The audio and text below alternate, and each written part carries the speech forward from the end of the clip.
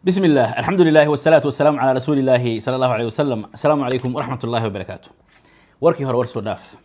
argagixis ayuu xiriir la lahaa ayba leeyihiinba Cumar Cartan cajiib maxaan wax kala ka hadalnaa annaga ay batayna haysata weeyaan hadeertaane almuhim arinta ayaan faafahin doonaa iyo Mareykanka waxay ka dhaheen ogowse Iiraaniyiintana waxa ay mamnuuc ka ahaayeen liistada Soomaalida ay ku jirto ee Iiraan ay ku jirtay يعني dadka Iiraan ma soo gali karaan Mareykanka dadka Soomaaliya ma soo gali karaan Mareykanka sidaas ay ahayd maxaa marka dhacay waa isku taageynaa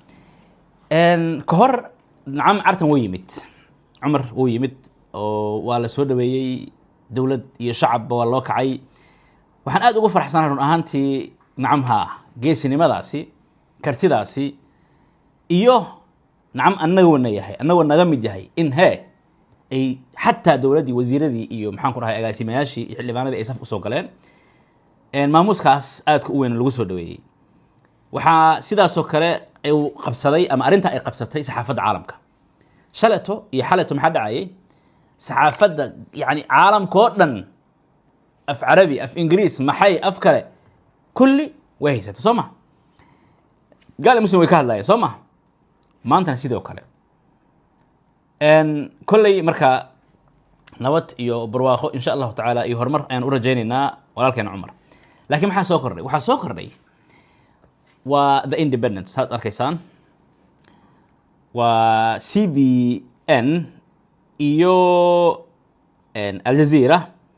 iyo kale inta hadda aan hayn ula jeedaa moogtahay the Telegraph sidaas oo kale almuhim dhowr warbaahin ay waxay qoraysaa waxa oo ay uga mamnuuceen Cumar Cartan in uu Mareykanka soo galo wuxuu links la leeyahay qolo argagixisa ah macnaha hal mar bal maskaxda dib u celi u fiirso hal mar waliba sida ay u qoranta wax weeyaan waxa loogu diiday ama waxa loo diiday ninka Soomaaliga maxaan ku dhahay garsooraha ah Trump administration says it denied entry to Somali referee. Somali referee migratory Somali waxay u diideen over links to terror suspects. macnaha in uu cilaaqada lahaa ama la leeyahay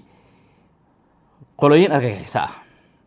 waliba White House ka dhahay arintaas ugu hadalka White House ka soo baxaya kusoo dhawaada dugsiga Daarul Amthal Qur'aan online marta inaad barato Qur'aan Kariimka iyo shariicada Islaamka hab casri ah hadaba ka faa'iidee fursadan oo bara maanta kuna bar muddo kooban iyo hab online ah si fudud oo casri ah adigoo gurigaaga jooga ama goobtaada shaqo dugsiga Daarul Amthal Qur'aan online wuxuu ku diyaariyay maadooyin aad muhiim u ah sida barashada hingaada Qur'aanka hifdigiisa iyo tajwiidka Qur'aanka barashada iyo sixidda salaada iyo ducooyinka sixidda carabka qofka hore u dhigta Qur'aanka culumta shariicada qaybaheeda kala duwan barashada af Soomaaliga qorid iyo akhrisba barashada aqoonta Islaamka dugsiga waxaa diyaar kugu ah macallimiin oo tababaran casharada ay dhigayaan oo rag iyo dumarba leh haddaba wixii faafahinta dheeriya nagala soo xiriir WhatsApp nambarada shaashada kaaga muuqda xarunta Qur'aansaarka ee Al-Shifa Qur'aansaar online ilaaba wax daweeye amarna waa kii Ilaahay dadaal baasana saaran dooc kasta oo laga eegay dhitoorna ku daalay dabadeedna ka qoostay doorkan maanta baldaymo kalaamkii daa'inkeena ayaanu doorkan ku seegin xarunta Qur'aansaarka ee Al-Shifa online waxay bulshada Soomaaliyeed ugu bishaaraynaysaa inay soo kordhisay daweynta jinka isha iyo sixirka ilaaba wax daweeye haddaba nagala soo xiriir nambarada iyo ciwaanada shaashada kaaga muuqda ha mooganin xarunta Qur'aansaarka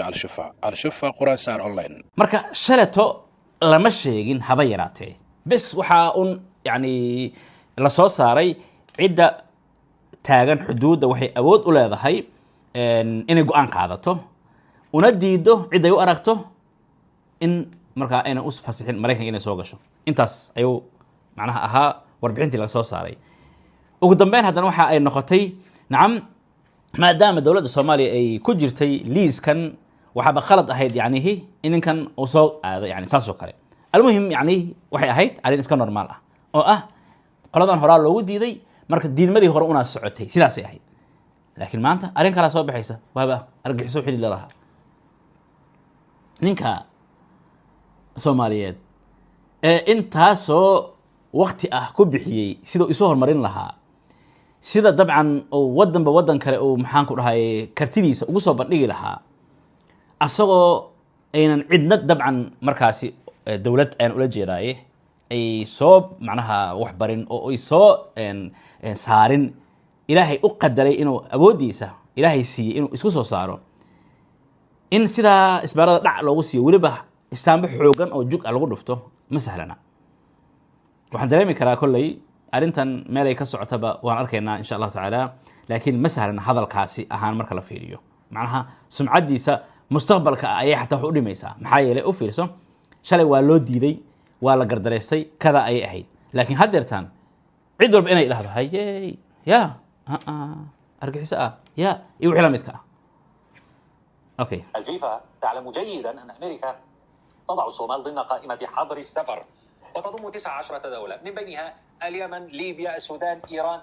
لكن منتخب ايران مثلا موجود في المونديال. وكا waxa isweydiin leh maxaan ku dhahay ii sheegay ciidamada dhihane waxay ahaayeen qoladan ciyaartooyda Iiraan way joogaan way galeen koodii waxa laga baqaayay in loo diido maxay Iiraan waxay ku jirtay marka almuhim looma diidin ogowse waxa aad ka falanqaashay ma taqaanaan intayna arrintan soo bixin falanqaashay waxay dhaheen waxaan loogu diidi karin Iiraan way ismuujisay إيران دولة يعني إسكا ضعيف وتبعان هو لقوا تمكن إن هين أي موجسي يعني قنينة كافو جسا نين أن شنت هذا كاعين شرع كامعلي عمل عربتها سي موجسي إيران كرتيها لسوب ذي مريكن كي رباح ذي مركز جاء حد يرتان مريكن كي إيران وحيبقوا دقمان لا بقى قراء هي فعة وأنا قد دخل بدنتهين وأنا قاعد بدنتهين لكن أود مركز إنه قطه أدينكم أنا أود بدن هذا أنا السيدا لمن قنيني كرنسا إذا حنون جينا نقعنا أنا أوكل سيدا درت إيران وأدقتهاي إن العليو sababta darteeda ma ogtahay waalid in adiga iyo awlaadaadu madrasada aflax quraan online ay idin diyaarisay macallimiin khibrad dheeraad ah u leh duruusta ay bixinayaan meel kasta oo dunida aad ka joogtid adiga iyo awlaadaadu waxaad si online uga baran kartaan barashada diinta islaamka haddaba duruusta aanu bixino waxaa ka mid ah xifdinta quraanka barashada higaada barashada qurxinta farta barashada ducooyinka barashada luqadda carabiga iyo barashada luqadda af soomaaliga aaladaha lagu kulmi doono waxaa ka mid ah aaladda casriga ee Zoom WhatsApp iyo Telegram waxaanu bishan qaadanaynaa arday kooban fadlan ka faa'iideyso nala bilow safarkii aad ku baran lahayd barashada quraanka kariimka iyo asaaska diinta islaamka wixii faahfaahinaya intaa dheer nagala soo xidhiidh nambarka WhatsApp شاشة يدين كم وقت؟ هسيس على المر.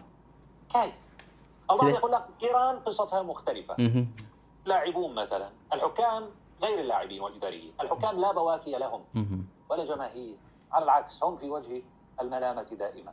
معناها هذا الكسوه تقولي وحويان إيران عيارتويدا الشعبية اللي maxaan ku dhahay dawlad adduun qeyraad dhacaysa yani maadaama shacbiyada ay leeyihiin arinta way ka duwan tahay tan macnaha garsoorayaasha shakhsi oo hadee cid u oynaysa inaan jirin jamaahiir aynan lahayn kada laakiin alxamdulillah waxaan ku faraxsanahay in la tusay caalamka garab istaaga iyo in gadaashiisa la joogo Umar Cartan oo ay Soomaali tustay warbaahinta Soomaaliyeed ma aysan xaqran waxaan filayaa inaynan bajirin ba taqriiban warbaahin aan ka hadlin marka la fiiriyo platformada Soomaalida aan leenahay ugu waaweyn oo marka la fiiriyo kuwa caalamka iska badaaba marka almuhim la bawaaki lahum lama dhahayo marka yani cid oo ay samalahan ama cid oo ay samalahan la waa la oo waa yani waxaan ula jeedaa yani waan la safanay waana la safannahay ولا جماهير على العكس هم في وجه الملامة دائما وزارة الشباب والرياضة المهم حالة عمر عرتان halkaas ay horta maraysaa waxa jira marka arimaha kale hadaan xogaa yar ku daro in xalay uu dagaal dhacay weerar dhacay Mareykanku wuxuu sheegay helicopter-tii laga soo riday inkastoo videoga kale ayaan insha Allah taala si kaamil ugu faahfaahin doona waa kormaraya helicopter-tii laga soo riday waxay dhaheen nacam Iiraan soo riday qasad iyo edab dar ay ugu talagashay inay ku soo riday ko arinta maxay dhalisay marka Mareykanka inuu ku goodiyay inay aarsan doonaan inaan yeelaynin ogow dawladaha caadiyan awoodda leh hal arin lagu yaqaanaa jirta waan sameyn doonaa waqtigaas iyo makaankaas iyo zamaankaas sameyn ama dhahaan man lagu sameeyay waan sameynaynaa man naqani waan qaniinaynaa marka Mareykanka xalayto Iiraan oo weeraray Iiraan ayadana way aarsatay weerar kale sameysay oo saldhigyadii Mareykanka ay weerartay laakiin arin weyn soo baxaysa oo haddeertan kulay qoraalka ii socda waxay tahay Iiraan waxa la soo dusinayaa baashay leedahay hubkii bambadii weyneed ay leedahay nuclear-kay leedahay arintaas soo dhacaysa waana sida akhbaarta sheegaysa waa la qarinayaa Mareykankan wuu ogaaday sababta darteed oo rabin full war with Iran dagaal toos oo kaamil ah inuu Iran la galo sababtaas oo Mareykanka gadaal ugu sikaday oo u laabtay maxaa yeelay hadee qoladan baashi aad ka baqayseen way haysataa soo cid wax ka qaadi karta malahan المهم فاهمته كامل ان شاء الله تعالى فيديو وحي انا كو سو بندغي دونا كان انتاسان كو سو كوبايا السلام الله عليكم ورحمة الله وبركاته. xarunta quraansaarka ee